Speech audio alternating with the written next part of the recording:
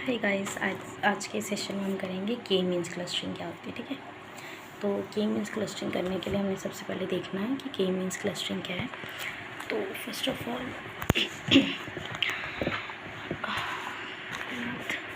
के means clustering जो है वो अनसुपरवाइज्ड लर्निंग एल्गोरिथम है। ठीक है, तो के मीन्स क्लस्टरिंग एक अनसुपरवाइज्ड लर्निंग एल्गोरिथम है जिसका हम यूज़ करते हैं ताकि हम क्लस्टरिंग के प्रॉब्लम्स को सॉल्व कर सकें। मशीन लर्निंग में पता ही है कि मशीन लर्निंग में क्लस्टरिंग के प्रॉब्लम्स को सॉल्व कर सकें। जैसे हम अपनी लाइफ के प्रॉब्लम्स भी नहीं सॉल्व कर पा रहे हैं, लेकिन यहाँ पे हम मशीन लर्निंग के प्रॉब्लम्स सॉल्व कर लेंगे। ठीक है, तो के मीन्स क्लस्टरिंग एक अनसुपरवाइज्ड लर्निंग एल्गोरिथम है जिसमें हम क्लस्टरिंग के प्रॉब्लम्स को सॉल्व करेंगे। फर्स्ट ऑफ ऑल, अगर आप लोग बोलोगे कि हमने पहले क्लस्टरिंग पढ़ी, क्लस्टरिंग और के मीन्स क्लस्टरिंग में क्या डिफरेंस है। जो आपने क्लस्टरिंग पढ़ी वो सिर्फ आपको इतना बता रहा है कि कोई भी चीज़ को कैटेगरी में कैसे करना है, लेबल्ड कैसे करना है, अनलेबल्ड कैसे करना है, ग्रुप कैसे करना है, डेटाबेस को ग्रुप्ड में कैसे रखना है। बट ये आपको बता रहा है कि अगर उससे आपकी प्रॉब्लम थोड़ी ना सॉल्व हो रही थी, ये बता रहा है कि आपने प्रॉब्लम को सॉल्व कैसे करना है। अब देखो कि के मीन्स क्लस्टरिंग एल्गोरिथम है क्या। कह रहा है कि जो 2 मिनट जस्ट वेट, कह रहे हैं कि जो के मीन्स क्लस्टरिंग है, के means clustering is an unsupervised algorithm which group the unlabeled data set into a different cluster. Here K define the number of predefined cluster that need to be created in the process. As if K equal to 2 there will be a 2 cluster, and the K equal to 3 there will be a 3 cluster, and so on. That's it. मतलब कहने का उनका यही मतलब है कि अगर आपके पास K मीन्स क्लस्टरिंग है तो वो अनसुपरवाइज्ड एल्गोरिथम है और कुछ भी नहीं है। जब हम इस एल्गोरिथम को यूज़ करके अनलेबल्ड डेटा सेट को एक क्लस्टर में डालते हैं। आई होप आपको अनलेबल्ड डेटा सेट पता हो, जिसकी कोई रिकॉग्नाइजेशन नहीं होती, आइडेंटिटी नहीं होती। डेटा सेट मतलब डेटा 1 2 3 4 5 को अगर एक लाइन में रखेंगे तो वो डेटा सेट होगी, और क्लस्टर मतलब इन सभी को आप डिफरेंट रैक्स में रख रहे हो। अब बोल रहे कि जो की डिफाइन कर रहे हैं वो प्री डिफाइंड है। प्री डिफाइंड का यहाँ पे क्या मतलब है, जो ऑलरेडी डिफाइन है। जैसे कि ऑलरेडी प्री डिफाइंड बोल सकते हैं कि जैसे है कि 1 के बाद 2 ही आएगा, 1 के बाद 5 नहीं ला सकते। ठीक है, that's need to be created in the process K equal to 2। तो बोल रहे कि इस प्रोसेस में हमने के को 2 ले लिया है और के इक्वल टू 3, मतलब एक क्लस्टर बना रहे हैं उसमें 2 रैक्स है, एक क्लस्टर बना रहे हैं जिसमें 3 है। 1 2 3 बन गई। अब बोल रहे हैं कि अगर इस एल्गोरिथम को यूज़ करें, it is an iterative algorithm that divides the unlabeled data set into the different cluster in such a way that each data set belongs only one group that has similar properties. It's allow us to cluster the data into different groups and a convenient way to discover the category of groups in the unlabeled data set on its without any need for any training. तो देखिए, first point का मतलब यही था कि अब जो हमने स्टार्टिंग में क्लस्टरिंग में पढ़ी थी ना, थोड़ा थोड़ा रेलिवेंट है कंटेंट, बट हम करेंगे जब किसी भी चीज़, यहाँ इस चीज़ का क्या मतलब था कि जब प्रोसेसिंग रिपीटिंग में हो ना, इटरेटिव बोलते हैं उसको, जब वो प्रोसेस बार बार हो रही है तो कहते हैं वो प्रोसेस तब तक होती जाएगी जब तक आप अनलेबल्ड डेटा सेट को डिफरेंट क्लस्टर में नहीं रख देते एक पर्टिकुलर वे से, और वो डेटा सेट एक ही ग्रुप से बिलोंग करता होना चाहिए। ऐसा तो है नहीं कि हमारे पेरेंट्स इंसान हैं और हम इंसान नहीं हैं, ऐसा नहीं ना है। इंसान मतलब इंसान है तो इंसान ही होंगे ना, हम लोग भी इंसान के बच्चे इंसान होते हैं, जानवर के जानवर होते हैं। तो ऐसे ही होता है कि मतलब अगर चिप्स हैं तो चिप्स के ही पैकेट्स एक रैक में रखे जाएंगे, अगर लेज़ हैं तो लेज़ ही रखे जाएंगे। ठीक है, तो सेकंड पॉइंट में बोलते हैं कि ये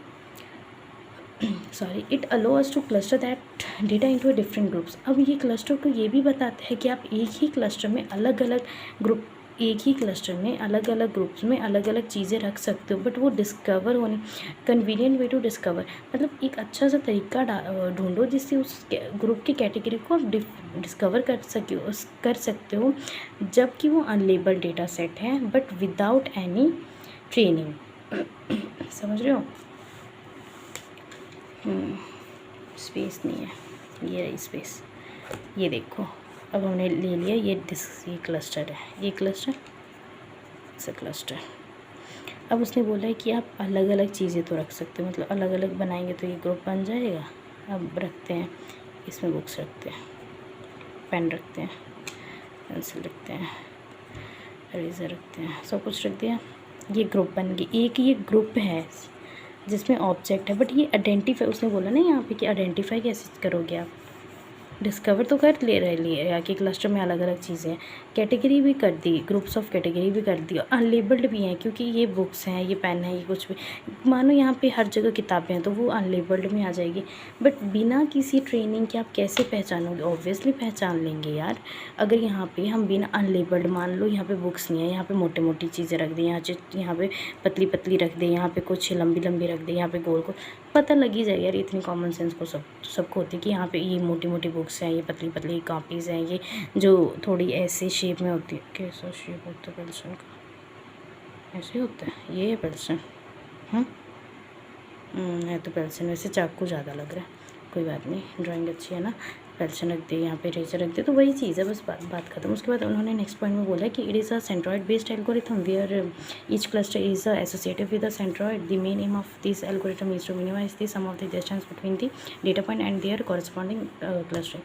तो कहने का मतलब यही है कि जो सेंट्रॉइड बेस्ड एल्गोरिथम होती है, हमने लास्ट वीडियो में देखा था कि सेंट्रॉइड का मतलब होता है कि जब आप कोई सेंटर पॉइंट से कहीं पर पार्टीशनिंग करो या डिवीज़न करो तो बी सी, बट जब ये यहाँ से रेफ़र होता है ना और ये यहाँ से रेफ़र होता है, बिलोंग करते हैं, तो ये इट्स अ सेंटर, समझ रहे हो? तो ये सेंटर है, तो ये सेंट्रॉइड बोलते हैं हम, ठीक है। Sorry, where each cluster is associated with the centroid. Obviously ये दोनों क्लस्टर जो है वो यहाँ से एसोसिएट हुए हैं इस क्लस्टर से, ठीक है। तो मेन एम इस एल्गोरिथम का यही है कि जो इन दोनों का डिस्टेंस है ना वो सेम रखें। यहाँ पे ऐसे ये तो नहीं एक यहाँ जा रहा है एक वहाँ जा रहा है, ऐसा तो नहीं ना होता है, रख दिया और इनके कॉरस्पॉन्डिंग क्लस्टर हो। हाँ ऑब्वियसली अगर ये क्लस्टर सी का है तो ये बी का है और ये ए का है। तो हमने इस वीडियो में यही देखा कि के मीन्स क्लस्टरिंग क्या होती है। अगर आपको इतना कंटेंट रेलिवेंट लग रहा है तो इनफ है, कोई इशू नहीं है। बट अगर आपको और कंटेंट चाहिए तो हम आगे भी कर सकते हैं, बट ज़रूरी नहीं है कि अगर आपको आगे समझ नहीं आ रहा है तो आप करिए, आप मत करिए, रहने दीजिए, छोड़ दीजिए, ठीक है। बट मैं आपको बताना चाहूँगी कि कर लीजिए, क्योंकि एग्ज़ाम में कभी कभी ऐसा भी होता है कि एक छोटा सा टॉपिक भी 10 मार्क्स में आ जाता है। कहीं से भी करिए, जहाँ से आपको हेल्पफुल वीडियोज़ मिलती है आप वहाँ से करिए, बट करिए।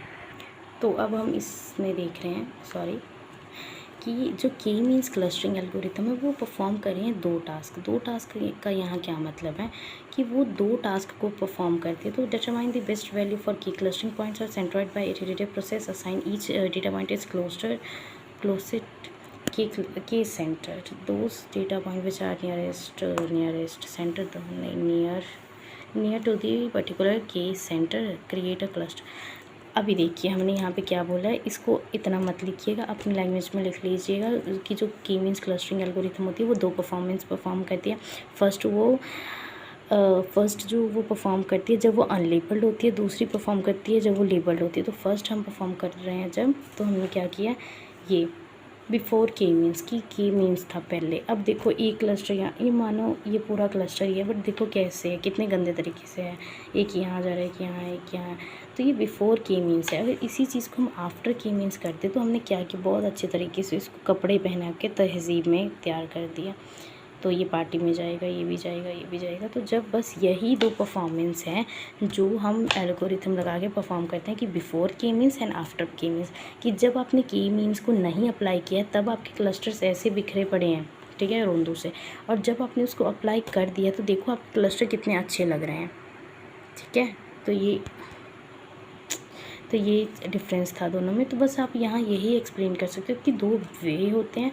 बिफोर के मीन्स मतलब आपका that is not a organized manner. After using the k means that will be a particular shaped and well mannered, so looking up nice, ठीक है। तो अब हम आगे थोड़ा देख लेते हैं कि अगर आ गया वैसे, हाँ तभी है कि के मीन्स क्लस्टरिंग क्या और उसके एल्गोरिथम काम कैसे करते, तो हम छोटा सा।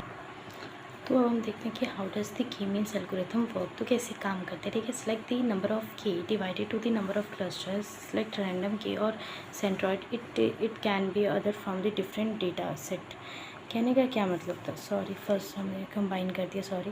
Select the number of K, decide the number of cluster. First point है कि आप एक क्वेश्चन होगा कि के इक्वल टू 10 है, तो आपके के 10 है मतलब आपके क्लस्टर 10 है, क्लस्टर 10 है मतलब रो एंड कॉलम्स 10 है, रैक 10 है। सेकेंड पॉइंट, ये सेकेंड पॉइंट है आपका, सेलेक्ट नंबर के पॉइंट और centroid, it can be other from the data input. अब देखिए यहाँ पे क्या बोल रहे हैं, रैंडम। रैंडम मतलब कोई भी ले लीजिए, सेंट्रॉइड मतलब सेंटर पॉइंट होना चाहिए और वो इनपुट डेटा सेट होना चाहिए बाकियों से। तो आपको यहाँ पे के 10 दिए हुए हैं, तो आपने यहाँ पे सेंट्रॉइड निकालना है। सॉरी। अब अगर मुझे किसी को यहाँ से बोलेगा कि सेंट्रॉइड उठा लो, सेंट्रॉइड उठाने, टॉफ़ी चॉकलेट तो नहीं उठानी ना, तो यहाँ से मैंने 5 को सेंट्रॉइड ले लिया, मैंने लिखा C = 5। तो ये इंटरनल डेटा पॉइंट था, इसने यही बोला थी अदर में से इनपुट डेटा टाइप, तो 5 क्या हो गया, इनपुट डेटा टाइप हो गया। इसके बेसिस पे मैं आउटपुट निकालूंगी। And your third point is assign data point to the another closest centroid which will be from the predefined K cluster. वही चीज़ कि आप इसको असाइन करो कि आपका जो क्लोजेस्ट, यह देखो जब 5 को लिया तो आप किसी को भी अगर डिवाइड करोगे ना तो वो सी में क्लोजेस्ट निकलेगा, ठीक है ना, नियर बाय निकलेगा। क्योंकि देखो ये 5 से पीछे आते तो नियर है, ये 5 के आगे आते हैं तो नियर है। तो वही चीज़ उसने यहाँ पे समझा। और ये प्री डिफाइन था ना डेटा, हमने थोड़ी ना खुद क्रिएट किया। 2 मिनट। कह रहे कि calculate the variance and the place a new centroid of each cluster. अब देखो जब जैसे जैसे आप कैलकुलेट करते जाएंगे आपके नेक्स्ट प्रोसेस में सेंट्रॉइड चेंज होता जाएगा। कैसे चेंज होगा, अभी कैलकुलेट करने के बाद 5 की जगह पे 4 आ जाएगा, 4 की जगह पे 8 आ जाएगा, 8 की जगह पे कुछ भी आ सकता है। तो वो चीज़ बदलती रहती है। फिर repeat the third step. Third step में हमने क्या बोला था कि जो क्लोजेस्ट होती है ना वो चेंज होती रहती है सेंट्रॉइड की। अब देखेंगे ना कि कौन सा 5 से क्लोज कौन है 4, फिर 5 के क्लोज कौन है 6, ये चीज़ें वो बोल रहे हैं। Repeat the third point which means reassign each data point the new closest centroid of. बस वही चीज़ है कि अब हम क्या करते जाएंगे न्यू, अब हमने बोला नहीं क्लोजेस्ट भी चेंज होता जाएगा और जो हमारे न्यू डेटा पॉइंट्स हैं वो भी चेंज होते जाएंगे। दैट्स